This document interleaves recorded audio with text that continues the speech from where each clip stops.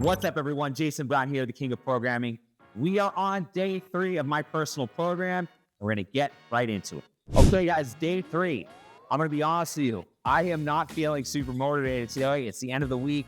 We actually had the kids home, half day at school today, unbeknownst to me, and still here, committed to you guys, getting this done and giving you a full rundown of what we're doing. Check the description.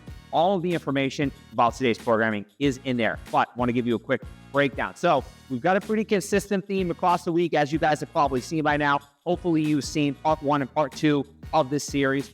We are on part 3 today, and today we are getting into power clean, press variation, as well as a single leg pattern, and then we're going to culminate things with some upper back work as well as some abdominal work. So we've got a lot of different components here. And again, very similar theme across the week where you got a giant set followed by a superset.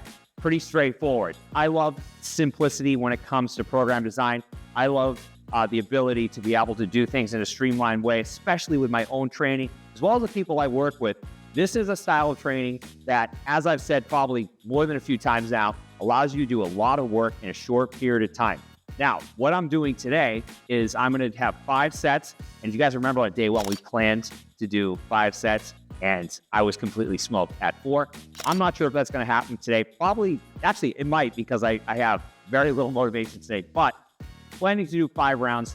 And I'm going to start with power clean, 5x3, going into a neutral grip press, which you guys will see, 5x6, and then a rear foot elevated split squat, 5x9, 9 each leg.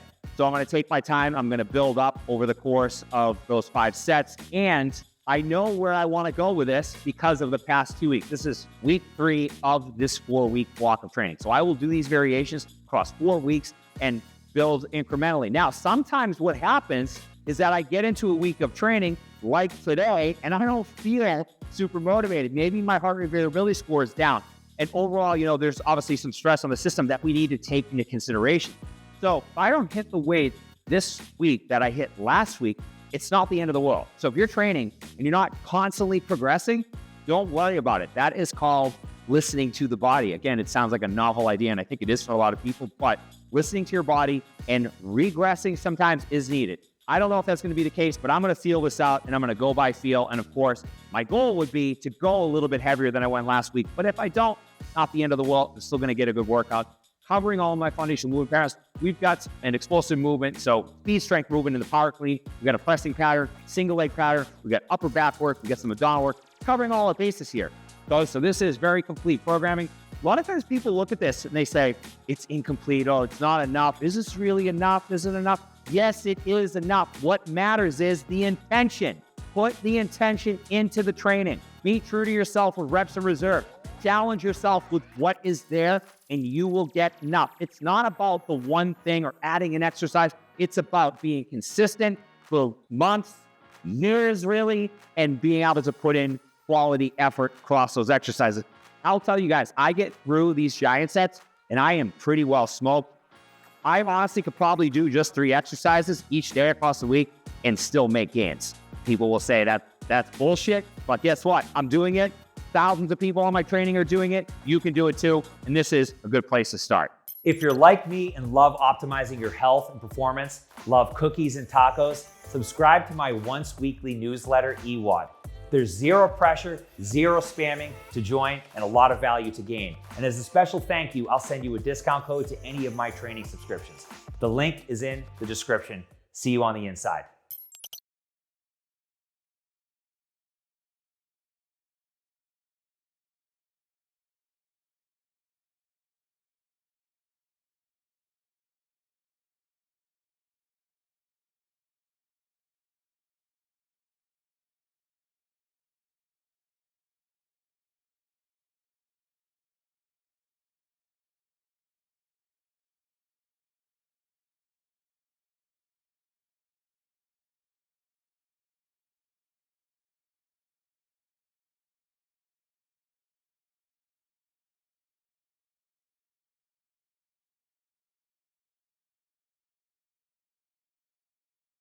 All right, guys, so we're on the primer. This is something I do at the end of all my warm-ups. This allows us to not only train some explosive strength and type 2 muscle fiber, which we know deteriorates with age, but also use post-activation potentiation to drive our training, the first movements of our training, which for today is a giant set. Now, there is a small window, technically a small window with post-activation potentiation, but again, really kind of one of the main things is to, drive fight or flight, get us ready for the training, sympathetic side of the nervous system, and obviously get some explosive plyometric work that we do need as we get older. And I would say there's a case really for everyone to do some type of explosive work, even if you're not an athlete. Now, everything I did in my warm-up is basically the same as the last 2 days, with the exception of the primer, which for today, we're gonna do a depth jump from a bench, so about a 16, 17-inch bench, and then an overhead med ball toss. This information is in the description.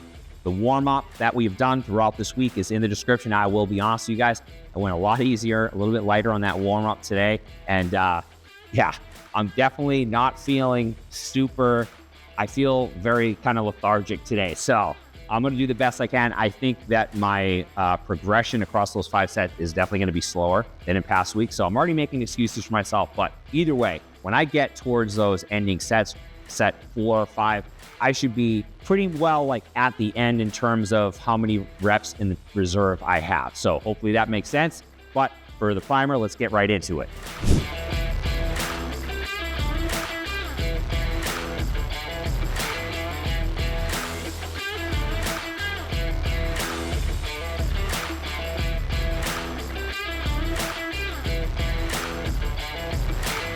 Okay guys, round 1, we're going through our power clean, our overhead press, as well as our rear foot elevated split squat, 60 seconds between exercises, and this is the first set. So I'm going real light, just grooving the patterns, and I will be progressively building in weight across all of those rounds.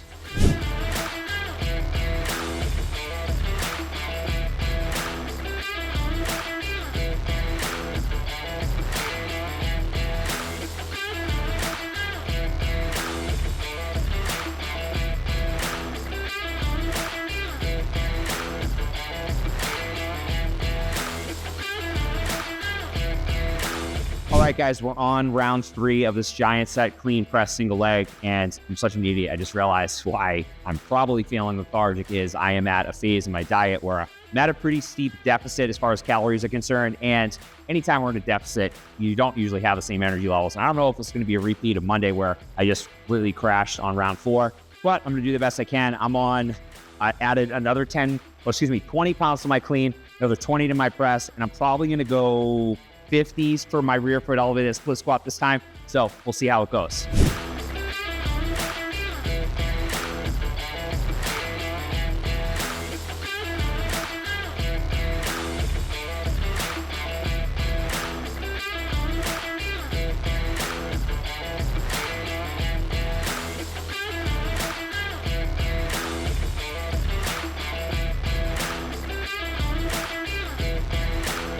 All right, guys, we're on round 4 of this giant set and definitely feeling pretty lethargic. The rear foot elevated split squat was definitely pretty tough. I did go up 10 pounds in my clean. I went up another 10 in my press, and I'm probably going to go up to 60s on my rear foot elevated. So we'll see how this round goes. I still have some accessory work to end today, but we'll see how this one goes, and we'll judge from there whether or not we're going to hit that final 5th round.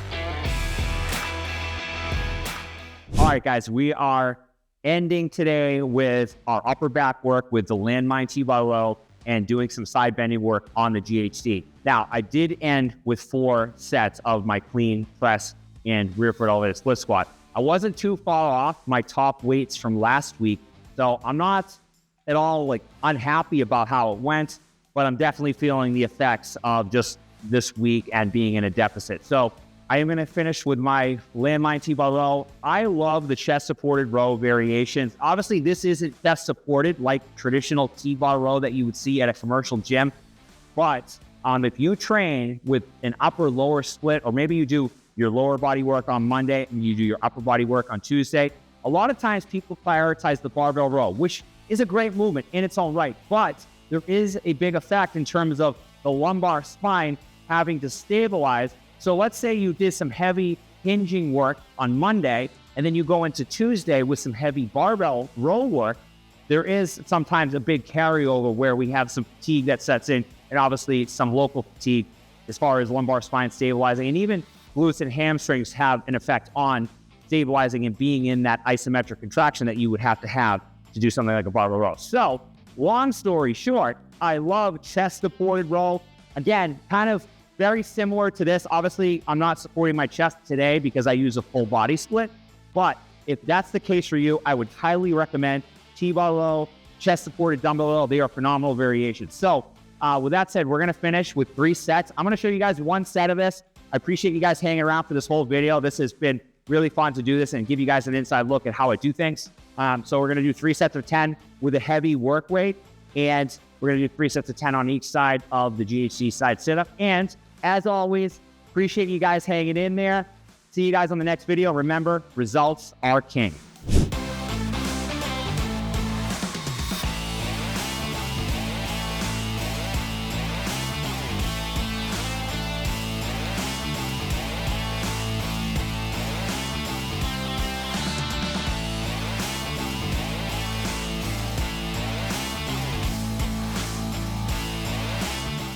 If you're an experienced everyday athlete and you're looking for the best training on planet Earth, check out my free training subscriptions. A 7-day free trial link is in the description.